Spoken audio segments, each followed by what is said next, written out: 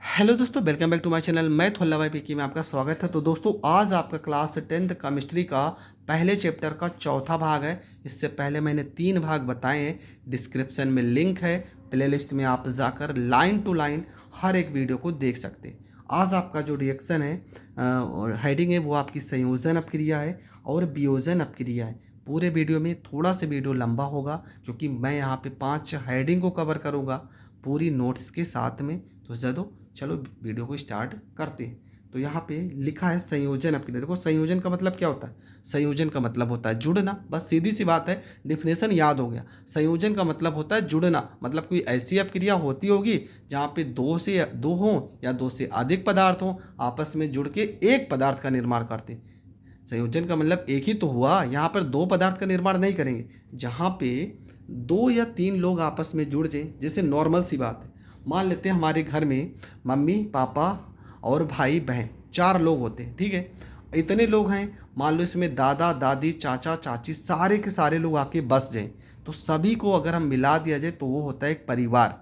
और उस परिवार में हम यहाँ पे कोई अलग नहीं है, मतलब एक साथ रह रहे हैं। तो देखो, ढेर सारे लोग थे, पहले 2 थे, 2 से 3 भी हो गए, 4 भी हो सकते हैं, 5 भी हो सकते हैं। ऐसा कितना भी पदार्थ हो, लेकिन जुड़कर एक अगर वैल्यू का निर्माण करते हैं, एक पदार्थ का निर्माण करते हैं, तो उसे हम संयोजन अभिक्रिया कहते हैं। तो डिफिनेशन भी सेम वैसे लिख देंगे कि वह अभिक्रिया, वह रासायनिक अभिक्रिया जिसमें 2 या 2 से अधिक भी हो सकते हैं। जरूरी नहीं कि केवल 2 हों, 2 से अधिक भी हो सकते हैं। 2 या 2 से अधिक पदार्थ आपस में संयोग मतलब जुड़ना, संयोग करके एक नया पदार्थ बनाते हैं जो मूल पदार्थ से बिल्कुल अलग होता है। मतलब जो पदार्थ बनना चाहिए ना, वो पहले वाले पदार्थ से बिल्कुल अलग हो। ठीक है, पहले अगर सब लोग अलग अलग रहते थे तो सबका सबका अलग अलग रिश्ता था। अब एक ही में रहने लगे तो हम उसको क्या नाम देंगे? सीधा सा बोल देंगे कि ये हमारा परिवार है। तो पहले अलग अलग नाम था, अब एक ही नाम हो गया, सीधा सीधा परिवार। तो उसी प्रकार है। तो क्या लिखा है कि जब 2 या 2 से अधिक पदार्थ आपस में क्रिया करके एक नए पदार्थ का निर्माण करें और जो नया पदार्थ हो मूल मूल का मतलब पहले मूल पदार्थ से बिल्कुल अलग होता है, तो इस प्रकार की अभिक्रिया को रासायनिक अभिक्रिया कहते हैं। तो यहाँ पे इसका एग्जाम्पल है, आपको पता है जो तीर के पहले लिखा जाता है उसे हम अभिकारक कहते हैं। ये आपका हो जाएगा, तीर के पहले जो लिखा होगा उसे अभिकारक, और क्रिया करने के बाद जो पदार्थ बनता है उसे हम कहते हैं उत्पाद। तो पहला ही रिएक्शन है, यहाँ पे लिखा NH3 को अगर हम HCl के साथ में क्रिया करते हैं तो H के साथ में ये वाला H जुड़ जाएगा। तो यहाँ 3H था, एक H और आ जाएगा, तो NH4 यहाँ पे Cl हो जाएगा। और प्लस में थोड़ी बहुत ऊष्मा भी निकलती है। NH3 का क्या नाम है? तो NH3 को हम अमोनिया कहते हैं। अणु सूत्र आपको हर एक अणु सूत्र याद होने चाहिए। HCl का नाम है हाइड्रोजन क्लोराइड, तो ये आपका हो जाएगा हाइड्रोजन क्लोराइड। NH4Cl का नाम है ammonium, ammonium chloride, ammonium chloride. ये आपका हो जाएगा अमोनियम क्लोराइड। अगला देखो क्या दूसरा रिएक्शन है, लिखे हैं CO प्लस में Cl2, और रिएक्शन जब कराएंगे तो बनेगा COCl2 कार्बोनिल क्लोराइड। CO का क्या नाम है? CO का नाम है कार्बन। अगर एक ऑक्सीजन है तो मोनो पढ़ेंगे, कार्बन मोनो ऑक्साइड इसको हम पढ़ेंगे, कार्बन मोनो ऑक्साइड। Cl2 को क्या पढ़ेंगे? ये हो जाएगा आपका क्लोरीन। आपस में क्रिया करेंगे तो बनेगा CO, देखो यहाँ पे COCl2, ये दोनों आपस में सीधा सीधा जुड़ जाएंगे। नाम इसका हो जाएगा carbonyl, carbonyl chloride, carbonyl chloride इसका नाम हो जाएगा। अगला आपका आता है C प्लस में O2, आपस में क्रिया कराएंगे तो क्या बनेगा? देखो यहाँ C है, यहाँ C हो जाएगा, O2 है तो O2 हो जाएगा। सीधा सा C आपका हो जाएगा कार्बन हो जाएगा, तो यहाँ कार्बन लिख देंगे। O2 आपका वायु या तो ऑक्सीजन हो जाएगा, और बन जाएगा आपका कार्बन डाइऑक्साइड, कार्बन डाइऑक्साइड हो जाएगा। ठीक है, कार्बन डाइऑक्साइड ये बन जाएगा आपका कार्बन डाइऑक्साइड।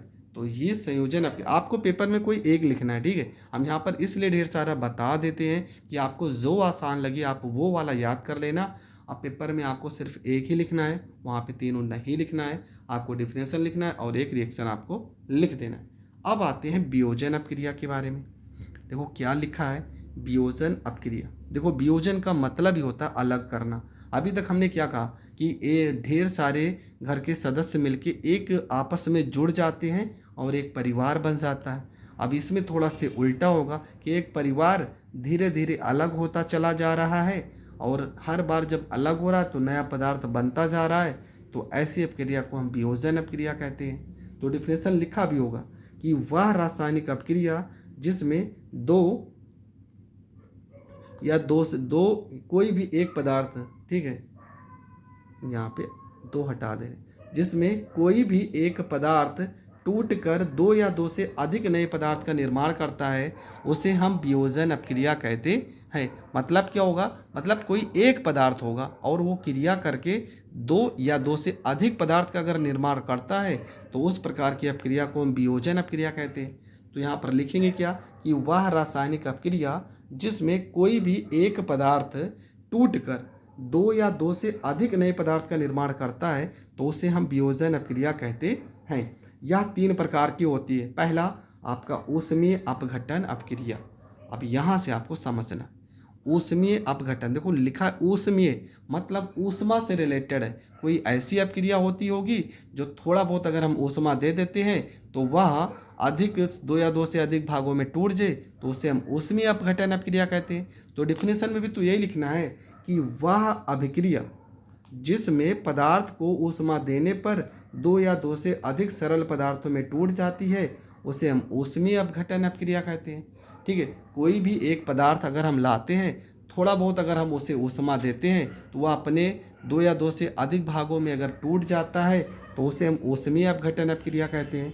जैसे यहाँ पे CaCO3 लिखा है, CaCO3 का नाम क्या हो जाएगा, तो इसका नाम हो जाएगा कैल्शियम।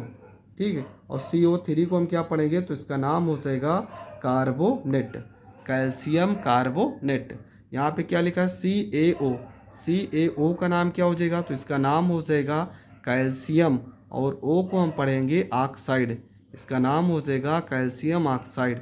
CO2 का क्या नाम है तो इसका नाम हो जाएगा कार्बन डाई ऑक्साइड। ठीक है, देखो एक पदार्थ था दो या दो से अधिक भागों में टूट रहा है तो इस प्रकार की अपक्रिया को हम वियोजन अपक्रिया कहते हैं। अब वियोजन अपक्रिया में कौन सी अपक्रिया, ऊष्मीय अपघटन, तो यहाँ पे ऊष्मा आप लिख भी सकते हो, ऊष्मीय अपघटन। ठीक है, ऊष्मीय अपघटन अपक्रिया है। अगला आपका है प्रकाश अपघटन। ऐसी अपक्रिया जो सूर्य के प्रकाश के संपर्क में आने से संपन्न होती है तो उसे हम प्रकाश अपघटन अपक्रिया बोलेंगे। तो सीधा सा डिफिनेशन लिखेंगे कि ऐसी अपक्रिया जो सूर्य के प्रकाश के द्वारा संपन्न होती है उसे प्रकाश अपघटन अपक्रिया कहते हैं। जैसे यहाँ पे AgCl है, AgCl को अगर हम सनलाइट मतलब सूर्य के प्रकाश के संपर्क में लाते हैं तो क्या करता है, सिल्वर अलग और क्लोराइड अलग टूट जाता है। तो देखो यहाँ पे Ag अलग हो गया, Cl2 अलग हो जाएगा। यहाँ पे Cl2 था इसलिए यहाँ पे हमने 2 से गुणा किया है तो 2Ag, तो यहाँ पे 2Ag, 2Cl2 तो यहाँ पे Cl2 अलग हो गया। अगला आपका होता है विद्युत अपघटन अपक्रिया।